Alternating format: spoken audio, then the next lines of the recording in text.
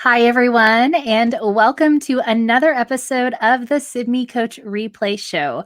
I'm your host, Corey Camp, and today we have back with us one of our favorite coaches, Kathy Perret. Kathy is not only a member of our Sibme virtual coaching team, but she's an educational consultant who's focused on helping instructional coaches coach with confidence. She provides on-site and virtual training as well as virtual coaching for instructional coaches, and believes that every coach deserves a coach. Everyone, not just teachers, but coaches as well. And that's what we talked about last time with you, Kathy.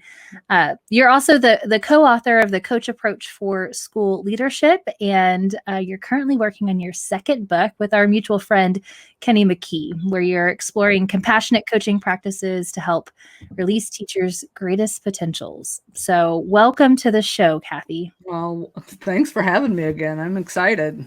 I am too. So we're going to be talking today about this remote or distance learning playbook, and you're going to tell us a little bit about it. It's something that you have helped organize and are kind of help leading in the coaching world, but I'm participating in it as well, and so it's so exciting to get to collaborate together. And I love that we get to share this project because it's something that people can still jump in on. And so we'll share how to do that later. But go ahead and tell us a little bit about the remote or distance learning playbook.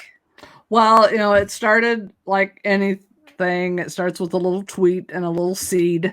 Jim Knight came to the EduCoach chat, and we've just been having open chats lately because through this COVID-19 experience, we're not even sure of the topics for people. Mm-hmm. So he just posed a question in that chat as far as what might a distance learning playbook look like. And we know that Jim has been talking about the playbook concept for a long time now, and has a free version online on his website, but he also has the distance playbook book that he's written with his senior partners.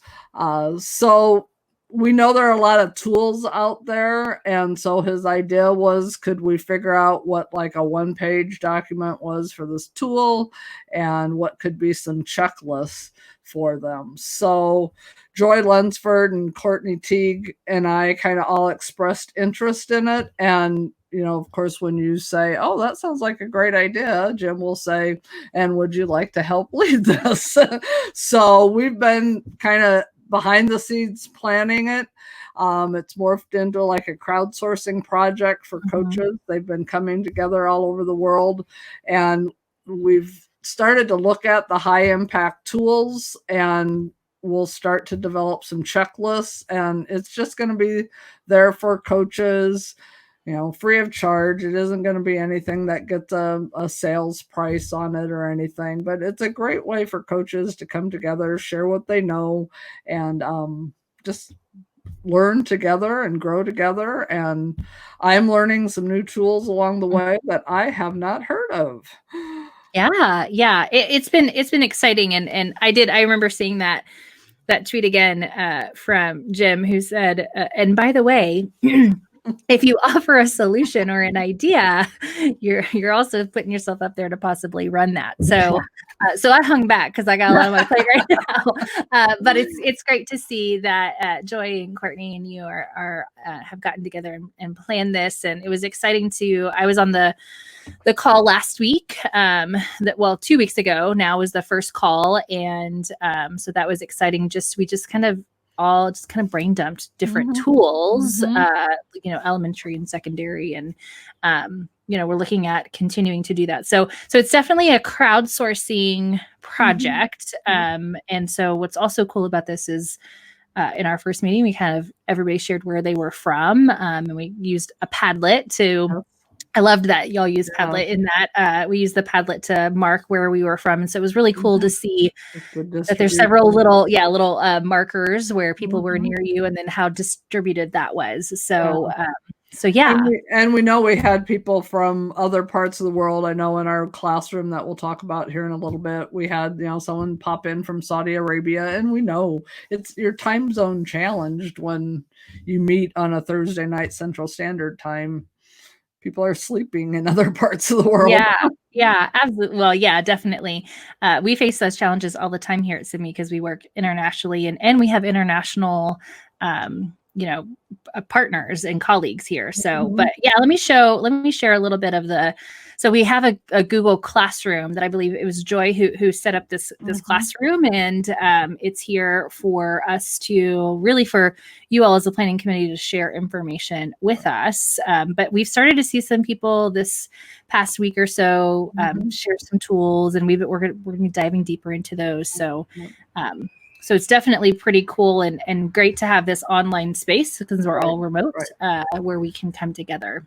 And learning this space, because I'm not as familiar with the Google Classroom as well. And, I'm learning it right along with everybody else and getting connected. And we'll push out like kind of assignments, not like graded and, due date type things, but we'll learn the aspects of Google Classroom as we go. And, they're very similar to other, platforms that teachers are using as well. So yeah.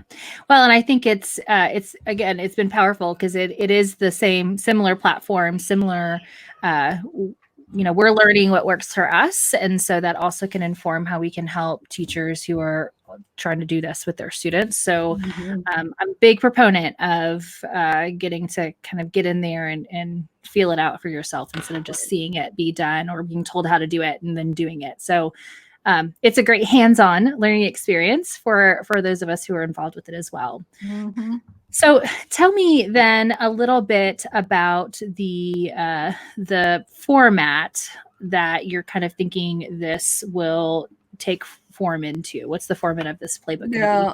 Well, if, and I'll give you the link to Jim's free one on his website so that you can share that with your listeners. But in that playbook, he really divides it into his big four. So content planning, instruction, formative assessment, and community building.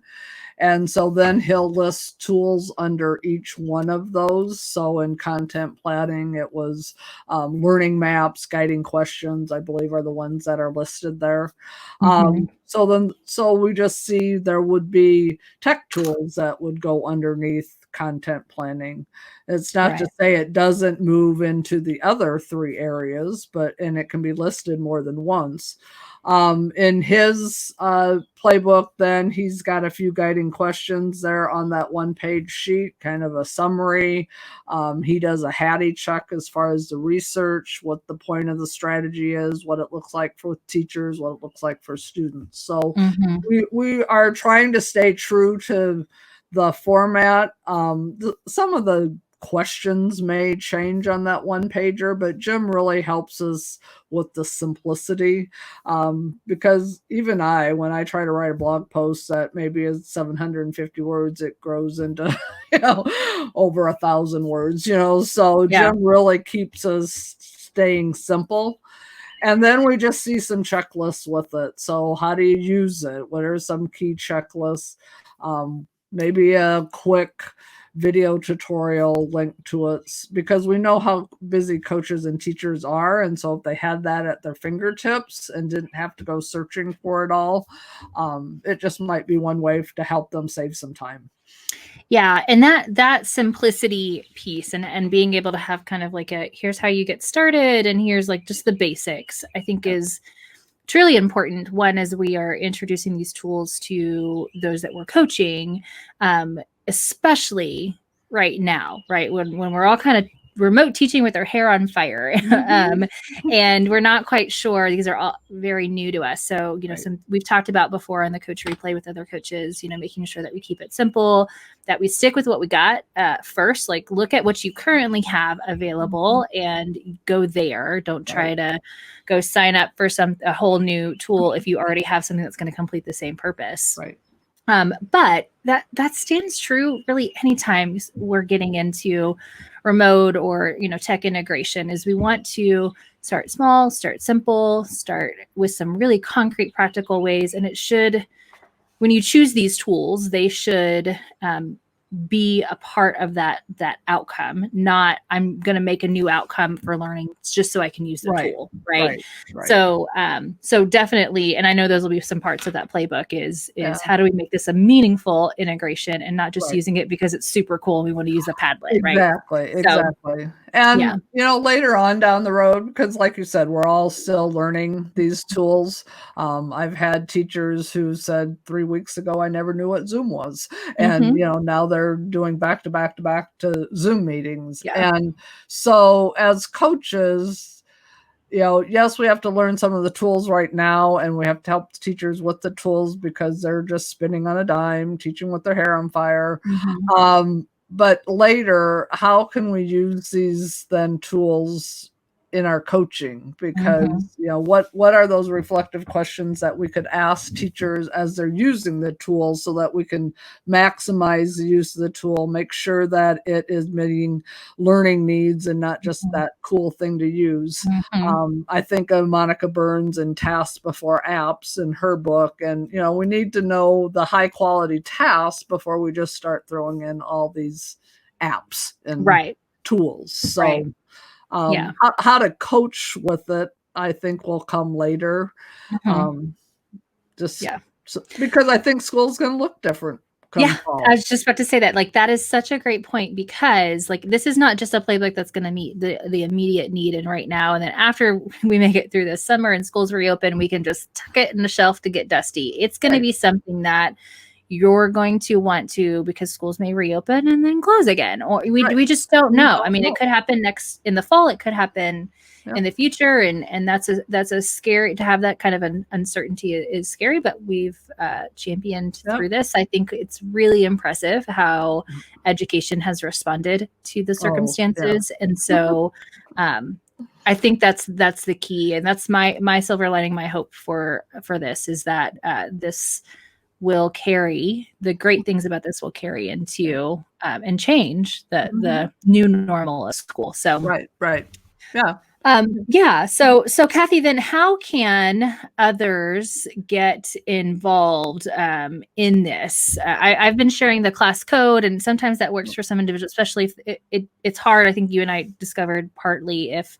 they get a school domain and they're not a Google district. Getting into a Google Classroom is kind of hard. They kind of need to have some access to Google through that. But how would they get involved if they want to join in, or just even listen in? You don't have to come in and contribute just yet, but listen, see if it's something you got something to contribute to. Right. Well, if they're on Twitter, they can certainly private tweet me and or follow me, and I'll follow them back.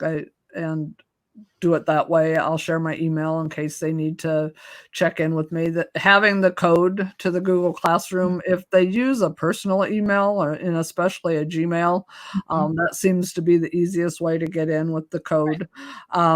We meet on Thursday nights, Central Standard Time at 7:30. So, we'll be putting the Zoom link inside the classroom. We're not going to throw it out on Twitter so that we get Zoom bombed by everybody else. But so if they want to get in contact with me, see how to get into the playbook, if the code's not working for them, that is perfectly fine. A crowdsourcing project, the more the merrier is good, but it's also a challenge as well, because everybody has the direction they want to go and the ideas that they have.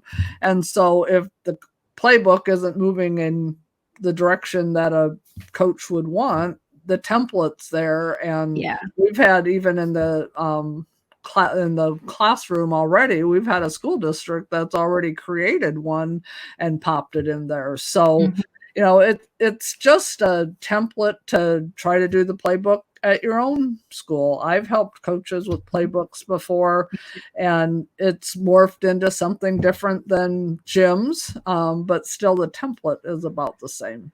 Yeah. Yeah. That template. And really there's a lot of power in the process of building a playbook. And I think that does some really great things for some calibration in an organization. And so, yeah, I think that's a great point. Whether you use the final product of this, however that might look, or you come in to get some ideas as you build your own and want to share that with us, I think this is definitely something that would benefit anybody. And again, it's completely free. So you just got to reach out to Kathy or myself or anybody who has been tweeting about this and talking about it, and we'll kind of get you in. I'll probably shuffle you onto Kathy because I'm not one of the planning committee members, but happy to help. So I can be.